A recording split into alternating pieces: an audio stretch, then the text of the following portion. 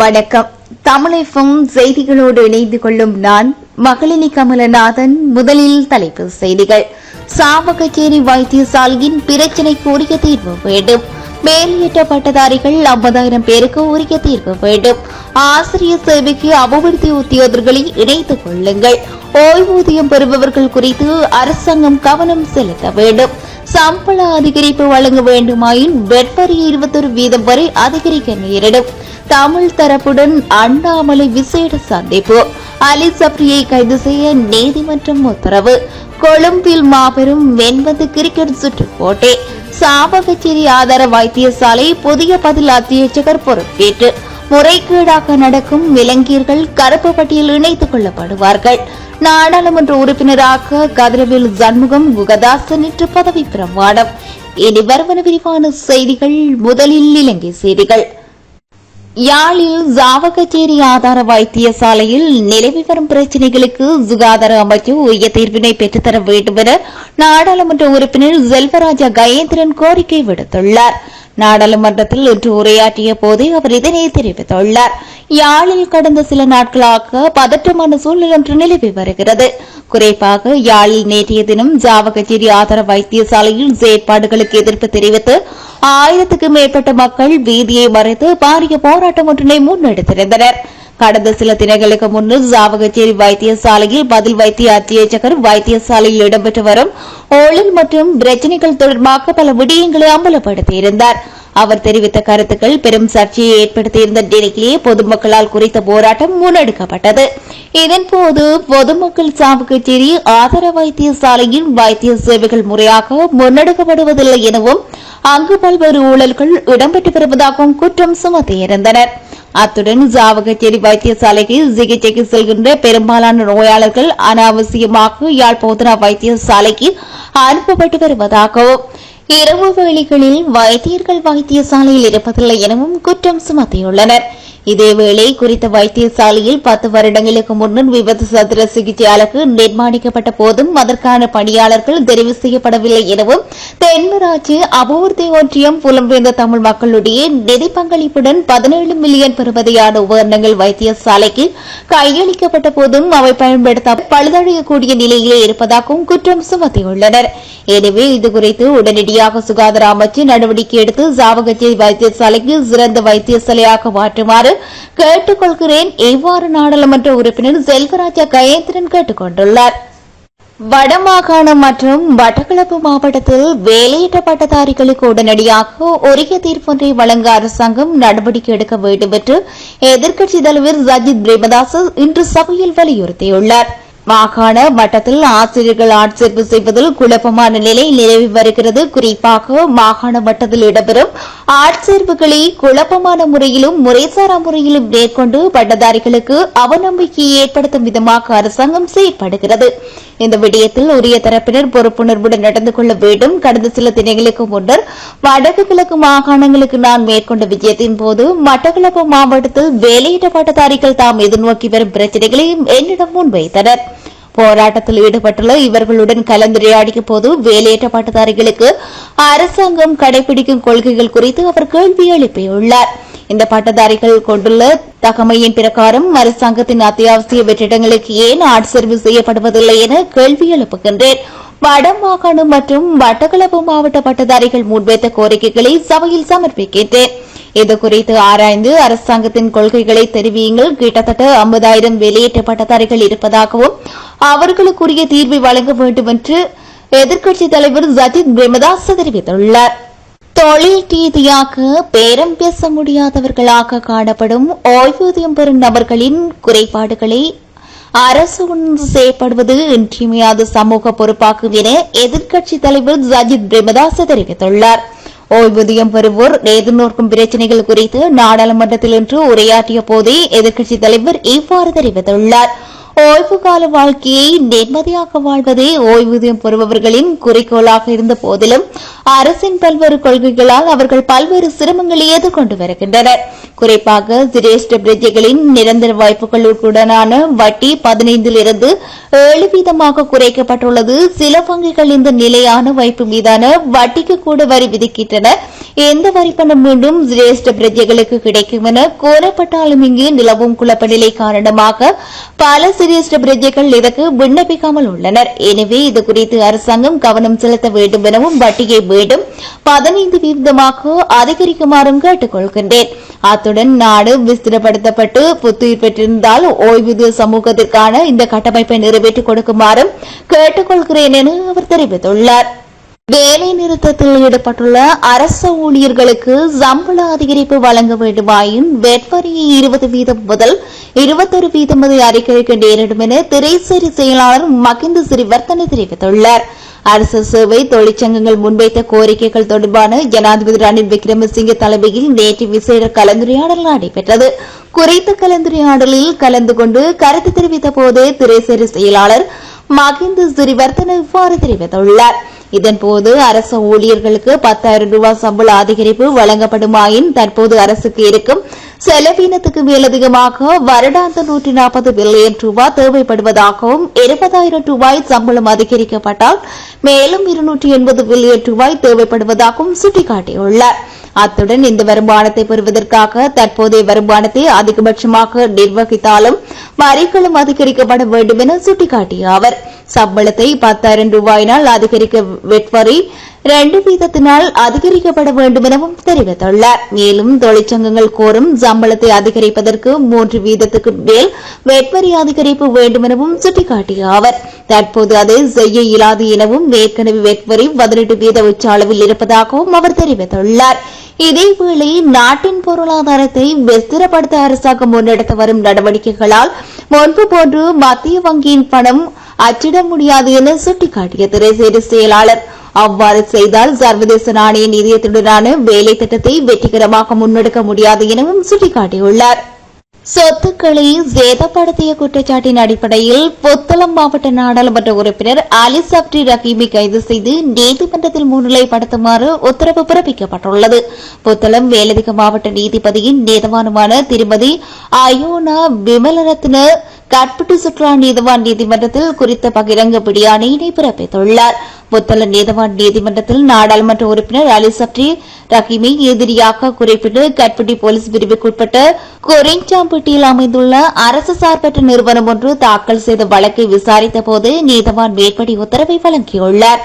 அரசு சார்பற்ற நிறுவனம் ஒன்றுக்கு சொந்தமான கட்டிடத்துக்குள் நுழைந்து சொத்துக்களை சேதப்படுத்தியதாக நாடாளுமன்ற உறுப்பினருக்கு எதிராக கட்பட்டி போலீசார் குற்றம் சுமத்தப்பட்டுள்ளவை குறிப்பிடத்தக்கது. சாவகச்சேரி ஆதார வைத்தியசாலையின் புதிய பதில் வைத்திய அத்தியட்சராக வைத்தியர் கோபாலமூர்த்தி ராஜீவ் இன்றைய தினம் கடமைகளை பொறுப்பேற்றுக் கொண்டார். சுகாதார அமைச்சின் கடிதத்திற்கு அமைய வைத்தியசாலையில் இன்று இடம்பெற்ற நிகழ்வில் வடக்கு மாகாண சுகாதார சேவைகள் பணிப்பாளர் ஜமன் பத்ரனு, யாழ்ப்பாண பிராந்திய சுகாதார சேவைகள் பணிப்பாளர் கேதீஸ்வரன் முன்னிலையில் புதிய பதில் வைத்திய அத்தியட்சராக கடமைகளை பொறுப்பேற்றுக் கொண்டார். சாவகச்சேரி ஆதார வைத்தியசாலை பதில் வைத்திய அத்தியட்சராக எரிந்த ராமநாதன் அர்ச்சுனாவை மாற்றக்கோரிய அரசு வைத்திய அதிகாரிகள் சங்கத்தினர் பணி பகிஷ்கரிப்பில் ஈடுபட்டனர். இந்நிலையில் பதில் வைத்திய அத்தியட்சருக்கு ஆதரவாக தென்மராட்சி பொது அமைப்புகள் மற்றும் பொதுமக்களின் ஏற்பாட்டில் நேற்று பாரிய போராட்டம் நடாத்தப்பட்ட நிலையில் பதில் வைத்திய அத்தியட்சகர் ராமநாதன் அர்ச்சுனா சுகையின விடுமுறை என தெரிவித்து கொழும்புக்கு சென்றமை குறிப்பிடத்தக்கது. வேலைவாய்ப்புகளுக்காக இஸ்ரேலுக்கு சென்ற முறைகேடான நபர்களை நாட்டுக்கு திருப்ப அழைத்து அவர்கள் மீண்டும் வெளிநாட்டுக்கு செல்ல முடியும் கருப்பு பட்டியலில் இணைக்கும் பணியை மேற்கொண்டு வருவதாக தொழில் மற்றும் வெளிநாட்டு வேலைவாய்ப்பு அமைச்சர் மன்சூர் நாணயக்கார தெரிவித்துள்ளார். இஸ்ரேலில் விவசாயத்துறையில் பணிக்கு செல்லும் இலங்கை தொழிலாளர்களுக்கு விமான சீட்டு வழங்கும் நிகழ்வில் கலந்து கொண்டு உரையாற்றும் போதே தொழில் மற்றும் வெளிநாட்டு வேலைவாய்ப்பு அமைச்சர் இதனை தெரிவித்துள்ளார். அண்மை காலமாக இஸ்ரேலிய விவசாயத்துறையில் இலங்கை தொழிலாளர்களுக்கு வாய்ப்புகள் கிடைப்பதில் நெருக்கடி ஏற்பட்டுள்ள போதிலும் இஸ்ரேலிய விவசாயத்துறை பணிகளுக்கான வாய்ப்புகளை இலங்கையர் பெறுவது மகிழ்ச்சியான செய்தி எனவும் அவர் தெரிவித்துள்ளார். முதல் கட்டமாக இஸ்ரேலுக்கு அனுப்பிய பணிக்குழுக்களின் நெருக்கடிகள் காரணமாக இஸ்ரேலிய விவசாயத்துறையில் வேலைகள் வீழ்ச்சியடைந்துள்ளதாகவும் அவர் குறிப்பிட்டுள்ளார். எம்பவர்களில் சிலர் அங்கு போராட்டம் நடத்தியதால் இவ்விளைவு ஏற்பட்டதுடன் தொடர்ந்தும் இஸ்ரேல் அரசாங்கத்துடன் பேச்சுவார்த்தை நடத்தியதன் மூலம் எங்களுக்கு மீண்டும் விவசாயத்துறையில் பணியாளர்களை அனுப்ப வாய்ப்பு கிடைத்துள்ளதாகவும் அவர் குறிப்பிட்டுள்ளார். இந்த நிலையில் இஸ்ரேலில் விவசாயத்துறையில் பணிக்காக செல்லும் 43 குழுவினர் சிறந்த முறையில் பணியாற்றுவதன் மூலம் இஸ்ரேலுக்கு வேலைவாய்ப்பு நிமித்தம் செல்ல காத்திருக்கும் 8000 பேருக்கு வாய்ப்புகள் கிடைக்கும் எனவும் அமைச்சர் இதன்போது தெரிவித்துள்ளார். திருகோணமலை மாவட்டத்திற்கான நாடாளுமன்ற உறுப்பினராக நியமிக்கப்பட்ட கதிரவேலு சண்முகம் குகதாசன் இன்று சபாநாயகர் முன்னிலையில் பதவி பிரமாணம் செய்து கொண்டுள்ளார். தமிழ் தேசிய கூட்டமைப்பின் தலைவராக இரா சம்பந்தனின் மறைவை அடுத்து கடந்த ஜூலை 2ஆம் தேதி திருகோணமலை மாவட்டத்துக்கான நாடாளுமன்ற உறுப்பினராக கதிரவேலு சண்முகம் குகதாசன் நியமிக்கப்பட்டிருந்தார். இந்நிலையில் இன்று நாடாளுமன்ற அமர்வு ஆரம்பிக்கப்பட்ட நிலையில் சபாநாயகர் மகிந்த ஜாப்பா விவர்த்தனம் முன்னிலையில் இவர் நாடாளுமன்ற உறுப்பினராக பதவியேற்றுக் கொண்டார். திருகோணமலை திரியாவை பிறப்பிடமாக கொண்ட குகதாசன் நீண்ட காலம் கனடாவில் வசித்து வந்தார். 2020 முதல் இலங்கை தமிழரசு கட்சியின் திருகோணமலை மாவட்ட கிளை தலைவராக பணியாற்றி வரும் இவர் 2020 பொதுத் தேர்தலில் தமிழ் தேசிய கூட்டமைப்பு சார்பாக போட்டியிட்டார் என்பதும் குறிப்பிடத்தக்கது. மின்சார கட்டணம் 30% அதிகமாக குறைக்கப்படும் என மின்சார மற்றும் எரிசக்தி அமைச்சர் காஞ்சன விஜயசேகர தெரிவித்துள்ளார். அதன்படி எதிர்வரும் 18ஆம் தேதி முதல் இந்த விலை குறைப்பு நடைமுறைப்படுத்தப்படும் என அமைச்சர் கூறியுள்ளார். அதே நேரம் 2024ஆம் ஆண்டுக்கான 2ஆம் உத்தேச மின் கட்டண திருத்தம் தொடர்பான மக்களின் வாய்மூல கருத்து கோரல்கள் இன்று காலை முதல் இடம்பெற்று வருகின்றன. இன்று காலை 9 மணிக்கு ஆரம்பமான இந்த கருத்து கோரல் செயற்பாடு பிற்பகல் 4:30 மணி வரை பண்டாநாயக்க மாநாட்டு மண்டபத்தில் நடைபெறும் என்றும் தெரிவிக்கப்பட்டிருந்தது. இது தொடர்பான எழுத்து மூல கருத்து கோரல்கள் நேற்றுடன் நிறைவடைந்துள்ளதாகவும் பொது பயன்பாடுகள் ஆணைக்குழு தெரிவித்துள்ளது. மலையக பெருந்தோட்ட தொழிலாளர்களுக்கு 1700 ரூபாய் சம்பளம் வழங்கப்பட வேண்டும் என கோரி பெருந்தோட்ட நிறுவன முதலாளிமார் சம்பளத்தின் ஊடக பேச்சாளர் ஒரும்புமையினை எரித்து பாரிய ஆர்ப்பாட்டம் ஒன்றினை முன்னெடுத்திருந்தனர். குறித்த போராட்டமானது இன்று கொழும்பு 4 வஜ்ர வீதியில் உள்ள தோட்டத்துறைமார் சம்மேளனத்தின் கட்டடத்துக்கு முன்பாக மேற்கொள்ளப்பட்டிருந்தது. பாரிய போராட்டம். இதன்போது இலங்கை தொழிலாளர் காங்கிரசின் முக்கியஸ்தர்கள் மற்றும் மலையக பெருந்தோட்ட தொழிலாளர்கள் என பலரும் கலந்து கொண்டிருந்தனர்.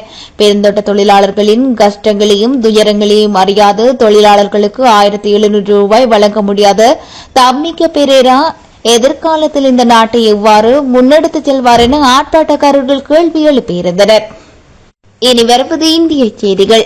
ஜம்மு காஷ்மீரில் கத்வா மாவட்டத்தின் மச்சேதி பகுதியில் இந்திய ராணுவ வாகனம் மீது பயங்கரவாதிகள் தாக்குதலில் 5 ராணுவ வீரர்கள் உயிரிழந்துள்ளதோடு 6 பேர் காயமடைந்த நிலையில் வைத்தியசாலையில் அனுமதிக்கப்பட்டு சிகிச்சை பெற்று வருகின்றனர். கத்வா நகரில் இருந்து 150 கிலோமீட்டர் தொலைவில் பத்தனோட்டா கிராமத்தில் ராணுவத்தினர் வழக்கமான ரோந்து பணியில் ஈடுபட்டு வந்தபோது இந்த தாக்குதல் நடாத்தப்பட்டுள்ளதாக இந்த ஊடகங்கள் தெரிவிக்கின்றன. முதலில் கையேறி கொண்டு வீசிய பயங்கரவாதிகள் பின் துப்பாக்கிச் சூட்டு நடத்தியுள்ளனர். ராணுவத்தினர் பதில் தாக்குதல் நடத்திய போதிலும் பயங்கரவாதிகள் அருகாமையில் உள்ள காட்டின் வழியே தப்பிச் சென்றுள்ளனர். மேலும் சில பகுதிகளில் ராணுவத்திற்கும் பயங்கரவாதிகளுக்கும் இடையே கடும் துப்பாக்கிச் சூட்டு நடைபெறுவதாகவும் தெரிவிக்கப்பட்டுள்ளது.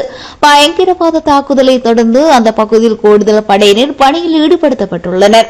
தப்பியோடிய பயங்கரவாதிகளை தேடும் பணிகள் மும்முரமாக நடைபெற்று வருவதாகவும் இந்திய ராணுவம் அறிவித்துள்ளது. ரஷ்ய ராணுவத்தில் பணிபுரியும் அனைத்து இந்தியர்களையும் விடுவிக்க ரஷ்யா முடிவு செய்துள்ளதாக தகவல் வெளியாகியுள்ளது. அதன்படி ரஷ்ய ராணுவத்தில் பணிபுரியும் அனைத்து இந்தியர்களையும் உடனடியாக விடுவிக்கவும் அவர்கள் தாயகம் திரும்புவதற்கு அனைத்து ஏற்பாடுகளையும் செய்து தர ரஷ்யா ஒப்புக்கொண்டதாக குறிப்பிடப்படுகிறது. இந்திய பிரதமர் நரேந்திர மோடியினால் ரஷ்ய ராணுவத்தின் இந்தியர்கள் வலுக்கட்டாயமாக சேர்க்கப்பட்ட விவகாரம் குறித்து ரஷ்ய ஜனாதிபதி விளாடிமிர் புடினின் வினவியதை அடுத்து இந்த முடிவு எடுக்கப்பட்டுள்ளது. பிரதமர் நரேந்திர மோடி ரஷ்யா, ஆஸ்திரியா ஆகிய நாடுகளுக்கு 3 நாள் உத்தியோகபூர்வ விஜயம் ஒன்றினை மேற்கொண்டுள்ளார்.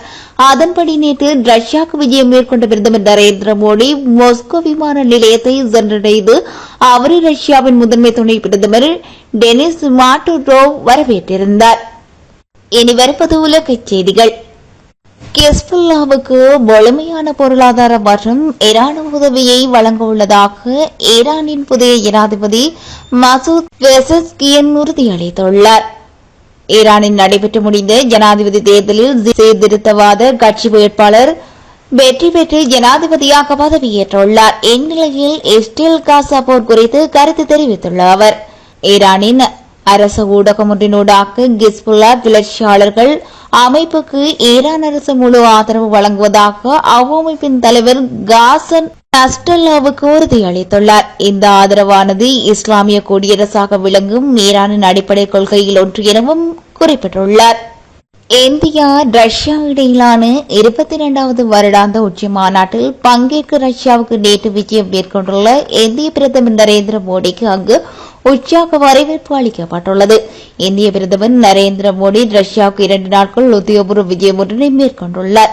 ரஷ்யாவின் விளாடிவோஸ்டாக் நகரில் கடந்த 2019ஆம் ஆண்டு நடைபெற்ற பொருளாதார மாநாட்டில் மோடி பங்கேற்றதை அடுத்து 5 ஆண்டுகளுக்கு பின்னர் ரஷ்ய ஜனாதிபதியின் அழைப்பு ஏற்று மீண்டும் அவர் சென்றுள்ளார்.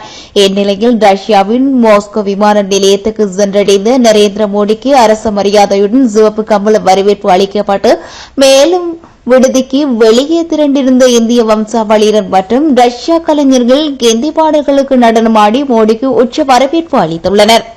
இத்துடன் செய்திகள் இனிதே நிறைவு பெறுகின்றன. இதுவரை இணைந்திருந்தது தமிழகமின் பிரதான செய்தி அறிக்கையோடு.